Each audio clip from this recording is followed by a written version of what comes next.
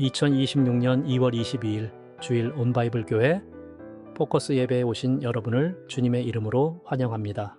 오늘 성서 본문은 누가복음 15장 31절에서 32절입니다. 아버지가 이르되 너는 항상 나와 함께 있으니 내 것이 다 내 것이로되 이 내 동생은 죽었다가 살아났으며 내가 잃었다가 얻었기로 우리가 즐거워하고 기뻐하는 것이 마땅하다 하니라. 집으로 돌아가는 길이라는 주제로 설교해 왔는데 오늘이 어느덧 마지막 시간이 되었습니다.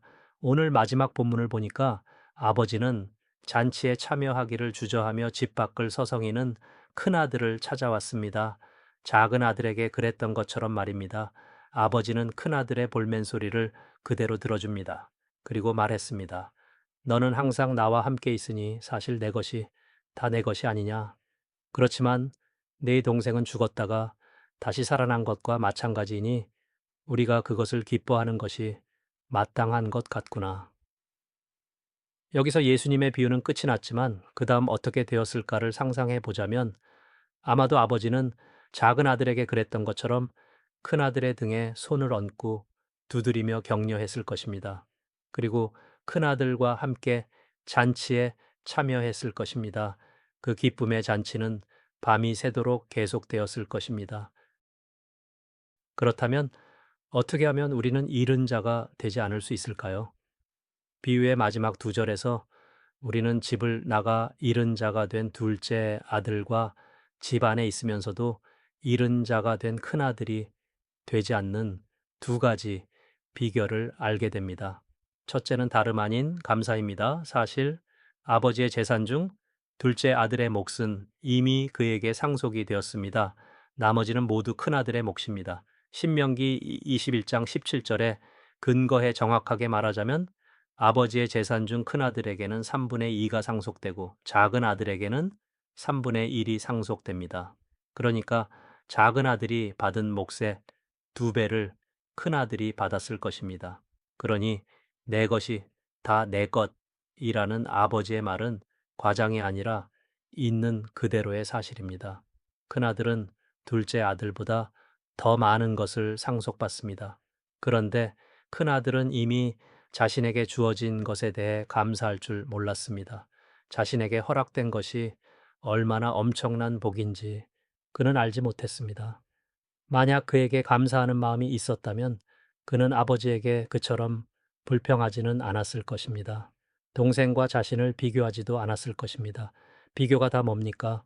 장자에게 돌아가는 상속의 몫은 둘째의 그것보다 훨씬 많은데요. 동생을 위해 그까지 살진 송아지 한 마리쯤 잡았다고 해서 그게 뭐 그렇게 대수입니까? 아버지 집에 있는 온갖 가축들이 다 자신의 것인데요. 여기서 한 가지 좀 더 깊이 생각해 보고 싶은 것이 있습니다. 감사라고 해서 다 같은 감사는 아닙니다.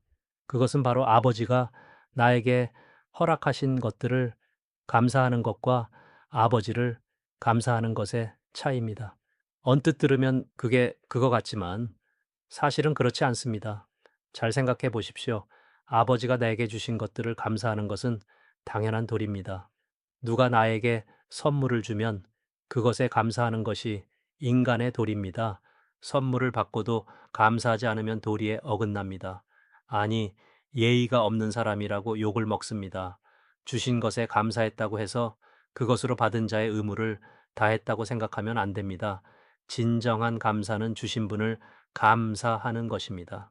큰아들이 아버지의 재산이 다 자신의 것이기 때문에 감사한다면 그것은 당연한 것입니다.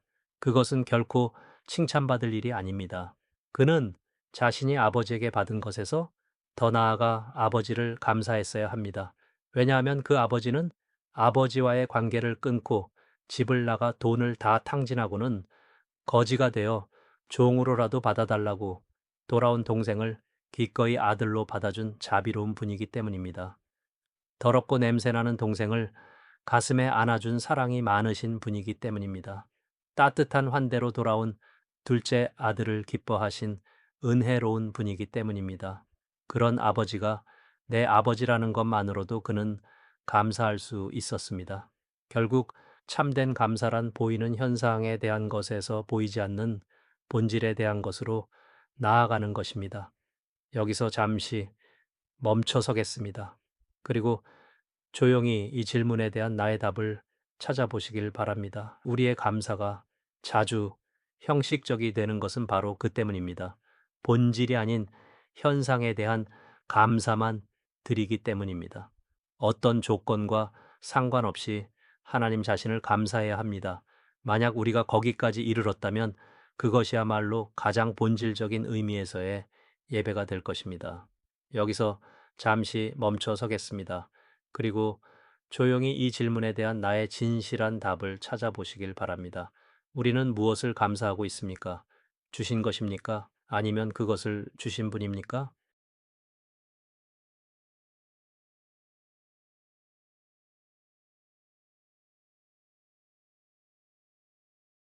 잃은 자가 되지 않는 두 번째 비결은 감사와 함께 공감, 곧 거룩한 공감입니다. 큰아들은 아버지가 벌인 잔치에 기꺼이 동참했어야 합니다. 그 잔치는 남을 위한 것이 아닌 바로 자신의 동생을 위한 것입니다. 이웃집에서 그런 잔치가 벌어졌다고 해도 우리는 기쁘게 참여해 축하해 주어야 합니다.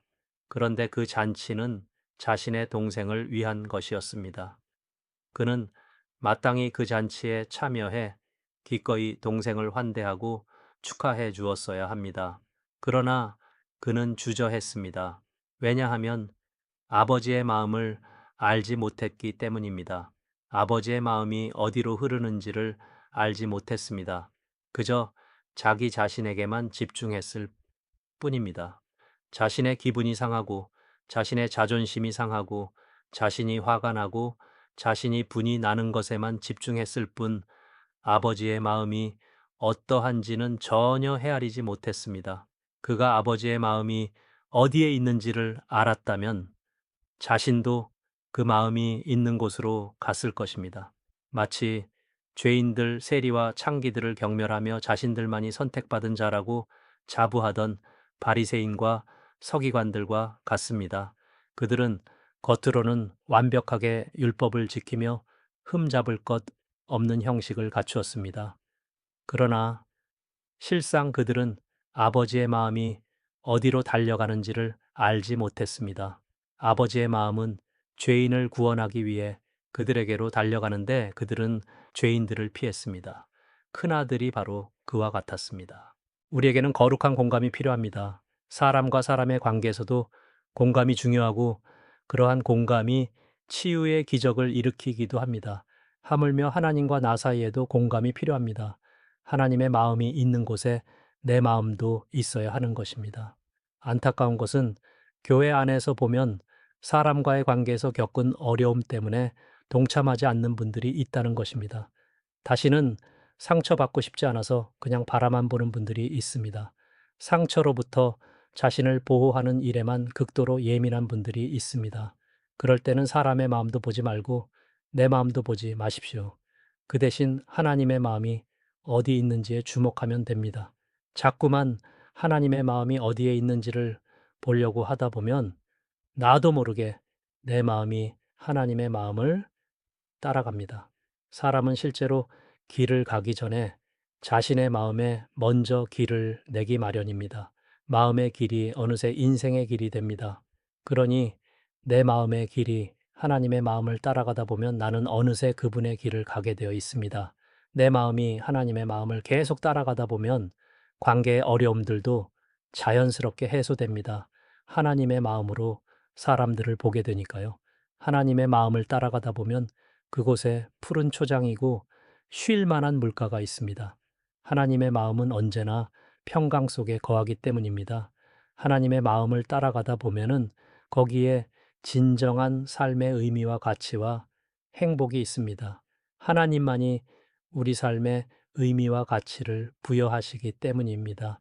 그러니 하나님의 마음이 어디로 가는지만 보고 따르면 됩니다. 하나님의 마음을 공감하면 그 마음을 따라 살게 되어 있습니다. 그 마음을 따라 살면 잃은 자가 될 수 없습니다. 모든 조건과 환경을 초월해 하나님을 감사하며 그분의 마음을 따라가려는 거룩한 공감이 있다면 우리는 결코 잃은 자가 되지 않으리라 확신합니다. 여기서 잠시 멈춰 서겠습니다. 조용히 이 질문에 대한 나의 진실한 답을 찾아보기 바랍니다. 하나님의 마음은 지금 어디로 가고 있습니까? 내 마음은 그 마음을 따라가고 있습니까?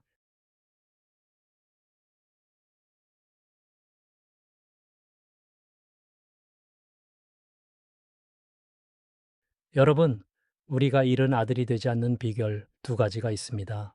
하나는 모든 조건과 환경을 초월해 하나님을 감사하는 것입니다. 하나님이 주신 것만을 감사하는 것이 아니라 하나님을 감사하는 것입니다.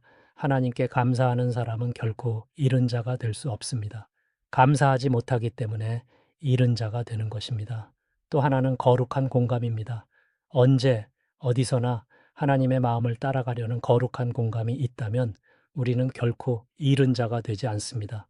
하나님의 마음이 아닌 내 마음이 흐르는 곳으로 가다 보니까 어느새 나도 모르게 잃은 자가 되어 있는 것입니다.